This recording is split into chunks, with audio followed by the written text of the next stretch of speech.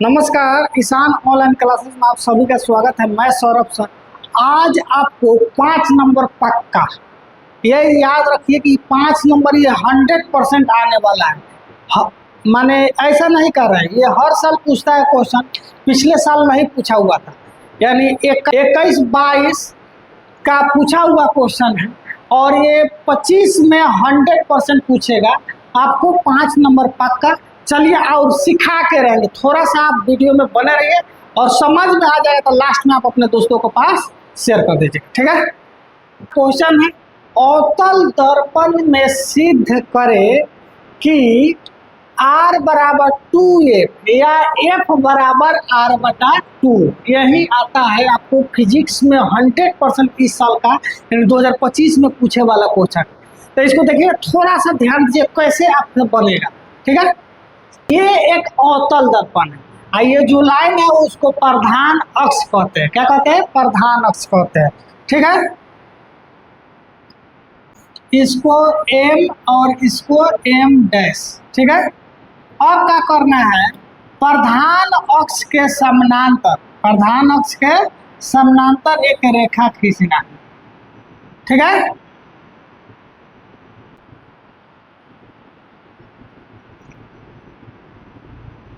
इसको C कहते हैं, इसको F कहते हैं, ये A है, ये B है। पहले फोटो बनाना सीख लीजिए, फोटो बनाने आ जाएगा तो आराम से बनेगा। ये एक अवतल दर्पण है। अवतल दर्पण का ये प्रधान अक्ष है, इसको P से सूचित करते हैं। ये भी जो है क्या है, समानांतर रेखा यानी आपतित किरण है। क्या है? आपतित किरण है। और ये क्या होता है? परावर्तित किरण है, ठीक है। तब यहाँ पर लिखिएगा कैसे, ध्यान दीजिएगा, बहुत जबरदस्त क्वेश्चन है। इसको लिखने का तरीका सीखिए। लिखिएगा, माना कि M' एक अवतल दर्पण। क्या है? अवतल दर्पण, अवतल दर्पण है, ठीक है। लिखिएगा, माना कि MM एक अवतल दर्पण है, ये भी एक समानांतर किरण, समानांतर किरण दर्पण से परावर्तन के बाद, क्या? परावर्तन के बाद, परावर्तन के बाद F से गुजरती है, F से गुजरती है, ठीक है। यही लैंग्वेज है। इसमें एक पॉइंट पर ध्यान देना है। तो लिखिएगा कि माना कि MM एक अवतल दर्पण है, ये भी एक समानांतर किरण दर्पण से परावर्तन के बाद F से गुजरती है, ठीक है। अब यहाँ पर बाबू ध्यान देना है, आपको पहले से पढ़े होंगेगा कि ये क्या है, एक समतल दर्पण। तो समतल दर्पण पर ये क्या है? आपतित किरण है। आपतित किरण दर्पण से परावर्तन के बाद उसी दिशा में लौट जाती है। आपतित किरण क्या होता है? ये आपतित किरण दर्पण से परावर्तन के बाद वो क्या हो जाती है? वापस लौट जाती है। तो इसमें एक होता है आपतन कोण। तो आपतन कोण किसे कहते हैं? आपतित किरण और अभिलंब के बीच के कोण को आपतन कोण कहते हैं, यानी कोण I कहते हैं। और परावर्तित किरण और अभिलंब के बीच बने कोण को क्या कहते हैं? R कहते हैं। परावर्तित किरण और अभिलंब के बीच बने कोण को क्या कहते हैं? R कहते हैं। और परावर्तन का नियम कहता है कोण I बराबर कोण R। तो यहाँ पर ध्यान देना है आपको, प्यारे बच्चों, यहाँ ध्यान दीजिएगा। ये जो C है, इसे हम क्या कहते हैं? इस पर अभिलंब डाल देते हैं। क्या डालते हैं? अभिलंब डाल देते हैं। और जब अभिलंब डालिएगा तो यहाँ पर देखिएगा, ये हो गया कोण I और ये हो गया कोण R, कि नहीं। तो यहाँ पर देखिएगा, लिखिएगा एंगल ABC, जिसको हम एंगल I कहते हैं। क्या है? आपतन कोण है। क्या है? आपतन कोण है। और एंगल CBF, क्या बाबू? CBF, जिसको एंगल R कहते हैं। क्या है? परावर्तन कोण है। क्या है? परावर्तन कोण। थोड़ा डिटेल लेके चलिएगा तो अच्छा रहेगा बनाने में सुविधा होगा। तो हम जानते हैं कि कोण आई और कोण आर का होता है बराबर होता है, किससे होता है बाबू? परावर्तन के नियम से। किससे होता है? परावर्तन के नियम से। परावर्तन के नियम से ये कोण आपस में क्या होता है? बराबर होता है परावर्तन के नियम से। लेकिन यहाँ पर थोड़ा सा ध्यान दीजिएगा, AB और CP क्या है? समानांतर रेखा है। क्या है? समानांतर रेखा है। तो थोड़ा सा यहाँ पर ध्यान दीजिएगा, जब समानांतर रेखा होगा, इसी को समानांतर रेखा कहते हैं, और कोई प्रतिच्छेदी रेखा काटता है तो कोण ये और ये कोण बराबर होता है। किससे होता है? एकांतर अंतः कोण से होता है कि नहीं? कोई भी समानांतर रेखा कोई प्रतिच्छेदी रेखा काटेगा तो इस कोण को और इस कोण बराबर होगा। तो किस कोण से बराबर होगा? तो एकांतर अंतः कोण से बराबर होता है। क्या होता है? एकांतर अंतः कोण से। तो यहाँ पर ध्यान दीजिएगा प्यारे बच्चों,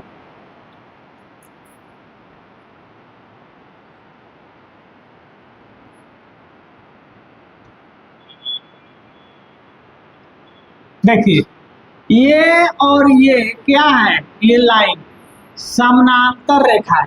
तो समानांतर रेखा में ये कोण और ये कोण आपस में क्या हो जाएगा? बराबर होगा। किस कोण से होगा? तो एकांतर अंतः कोण से। तो यहाँ पर लिखना होगा कोण ABC बराबर कोण BCF। क्या? BCF किससे? आई बराबर किसके बराबर होगा? आई के। किसके बराबर होगा बाबू? कोण आई के। और किससे होगा? तो एकांतर अंतः कोण से होगा। बस यही ध्यान है, एकांतर अंतः कोण से। बहुत VVI क्वेश्चन, इसको ध्यान में रखिए। आप ही सोचिए ये और ये समानांतर रेखा है, तो ये वाला हिस्सा और ये वाला हिस्सा बराबर हो जाएगा। किस कोण से होगा? तो एकांतर अंतः कोण से। किस कोण से होगा? एकांतर अंतः कोण से। अब यहाँ पर इसको मान लीजिए इक्वेशन 1 और इसको मान लीजिए इक्वेशन 2। तो समीकरण 1 और 2 से क्या हो जाएगा? समीकरण 1 और 2 से आप ही बताइए, ABC इसमें भी है और यहाँ पर देखिए ABC दोनों में बराबर हो गया। तो ये कोण इसके बराबर, ये इसके मतलब 1 और 2 से ये दोनों आपस में क्या हो जाएगा? बराबर हो जाएगा। यानी कोण BCF क्या हो जाएगा बाबू? कोण BCF और कोण ये CBF क्या हो जाएगा? CBF। हाँ, CBF आपस में क्या हो गया? बराबर हो गया। क्या हो गया? बराबर हो गया। आप ध्यान दीजिएगा यहाँ पर एक बार समझिए, आप जान रहे हैं कि ये कोण और ये कोण बराबर है और ये कोण और ये कोण आपस में बराबर है। हाई जो कोण है आपको परावर्तन के नियम से बराबर है, हाई एकांतर अंतः कोण से बराबर। इसका मतलब है कि हाई भी कोण हाई दोनों कोण आपस में क्या हो जाएगा? बराबर हो जाएगा। वही लिखे समीकरण 1 और 2 से। अब यहाँ पर लिखिए, अब देखिए बाबू यहाँ पर ये कोण और ये कोण आपस में क्या है? बराबर है। तो आप पहले से पढ़े होइएगा ABC। अगर कोण B और कोण C बराबर है तो B के सामने वाला भुजा और C के सामने वाला भुजा आपस में क्या होता है? बराबर होता है कि नहीं? उसी तरह मान लीजिए यहाँ पर देखिए PQR, अगर मान लीजिए एंगल P और एंगल R बराबर है तो P के सामने वाला भुजा और R के सामने वाला भुजा बराबर होता है। यानी QR बराबर का PQ होता है कि ना? माने अगर दो गो एंगल बराबर है तो उसके सामने वाला दोनों भुजा आपस में क्या होता है? बराबर होता है। ठीक है, तब यहाँ से ध्यान दीजिएगा। ठीक है, अब देखिए कोण BCF यानी ये कोण और कोण CBF ये कोण आपस में क्या है? बराबर है। तो बराबर है तो इसके सामने वाला भुजा और इसके सामने वाला भुजा बराबर होगा। इसका मतलब है कि CF जो है BF के बराबर है। क्या है? CF जो है BF के बराबर है। इक्वेशन 3। अब यहाँ पर थोड़ा सा आपको लिखना है, चूंकि P के बहुत निकट है। क्या है? बहुत निकट है। तो बाबू जब ये बिंदु है ये बिंदु काफी नजदीक है, इसका मतलब ये पॉइंट है ये पॉइंट आपस में बराबर होगा।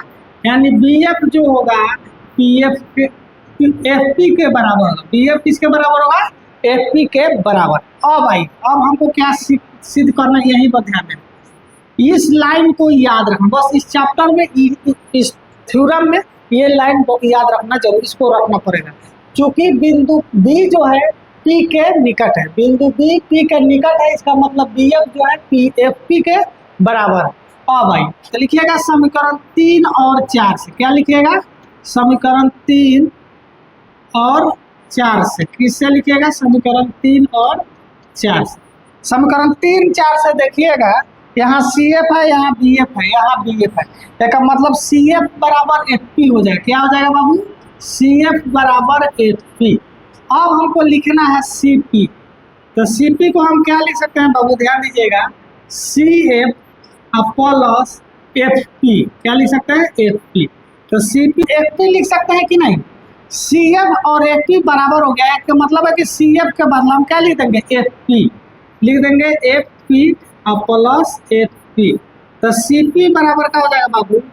2 एफ पी। सी पी को हम क्या कहते हैं? आर कहते हैं। एफ पी को क्या कहते हैं? एफ कहते हैं। यही हमको क्या करना है? सिद्ध करना है। क्या करना है? सिद्ध करना है, कुछ प्रूफ। ठीक है। अब आइए एक बार और इसको समझिए, ये 5 नंबर का बहुत जरूरी क्वेश्चन कह रहा है कि यहाँ पर देखिए, अवतल दर्पण में सिद्ध करें कि r बराबर 2f या f बराबर r/2। तो सिंपल है, इसको लिखिएगा, माना कि mm एक अवतल दर्पण है, ये भी एक समानांतर किरण दर्पण से परावर्तन के बाद f से गुजरती है। ये समानांतर है और दर्पण से परावर्तन के बाद कहाँ से गुजरती है? f से। उसके बाद लिखिएगा angle A B C, angle A B C जिसको कोण आई कहते हैं। आई यानी आपतन कोण, आई का मतलब क्या होता है? आपतन कोण। यहाँ लिख दिए एंगल सी बी एफ जिसको आर से सूचित करते हैं, इसको कहते हैं परावर्तन कोण। तो हम जानते हैं कोण आई बराबर कोण आर परावर्तन के नियम से। अब देखिए एंगल ए बी सी और एंगल बी सी एफ बराबर आई एकांतर अंतःकोण से, क्योंकि ये लाइन और ये लाइन क्या है? समानांतर रेखा है। तो इसका मतलब है कि ये कोण और ये कोण आपस में क्या होगा बाबू? बराबर होगा एकांतर अंतःकोण से। तो समीकरण 1 है और 2 है, दोनों का बराबर कीजिए तो कोण बी सी एफ बराबर कोण C B F. B C F माने ये कोण और सी बी एफ ये कोण आपस में बराबर हो गया। जब ये कोण बराबर होगा तो इसके सामने वाला भुजा और इसके सामने वाला भुजा सी एफ बराबर बी एफ हो गया। समीकरण 3।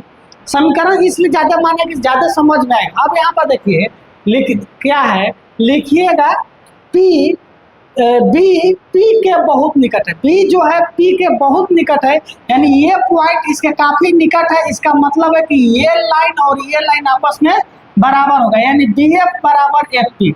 अब समीकरण 4 है और समीकरण 3 है, दोनों में देखिए बी एफ कॉमन हो गया, का मतलब सी एफ का वैल्यू का हो जाएगा एफ पी। तो सी एफ बराबर एफ पी। अब आइए हमको तो इससे जरूरी है सी पी क्या है, तो सी पी को क्या लिख सकते हैं? C F plus F P. अब सी एफ का यहाँ वैल्यू एफ पी आया, तो हम क्यों नहीं सी एफ का मतलब एफ पी रख देते? रख दिए F P 2 F P. C F को हम आर कहते हैं, सी एफ को क्या कहते हैं बाबू? आर कहते हैं। और एफ पी को एफ यानी फोकस कहते हैं। यही सिद्ध कर रहा है, चाहे इसको ऐसे भी गुना में दिया रहा था भागा में, यानी क्या हो जाएगा? r/2 और बराबर क्या हो जाएगा बाबू? एफ आएगा। तो ये 6 नंबर का क्वेश्चन है, आपको एग्जाम में हर हाल में पूछता है। अगर समझ में आए तो प्यारे बच्चे इसको जितना ज़्यादा शेयर हो कर दीजिए। ठीक है, ये VVI क्वेश्चन है 2025 के लिए, याद रखिएगा। ठीक है।